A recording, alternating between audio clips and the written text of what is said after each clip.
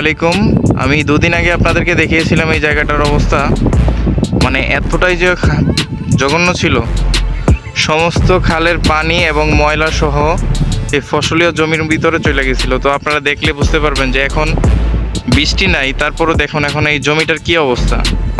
এরকম এখানকার যতগুলো জমি আছে সবগুলোই এই অবস্থা হয়েছে। তো খাল যদি খনন না হয় এবং রাস্তার কাজগুলো কিন্তু সংস্কার করা যদি না হয়, তাহলে এই আপনার শাহাপুর, আলীনগর, মণিপুর, এতিয়ারপুর, তো এরকম 3-4টা গ্রামের মানুষগুলো চলাচল করার জন্য অনেক কষ্টকর হয়ে যাবে। তো এই খালের কারণে এবং প্রত্যেকটা রাস্তাঘাটগুলো এইভাবে ভেঙে চুরমার হয়ে গেছে। তো ভিডিওতে অবশ্যই আপনারা দেখছেন, এর আগের ভিডিওতেও দেখছেন কী অবস্থা হয়েছে বৃষ্টির কারণে। তো এটা দ্রুত যেন সংস্কার হয়ে যায়, তো সেই কারণে আপনারা বেশি বেশি করে ভিডিওটা শেয়ার করে দেন।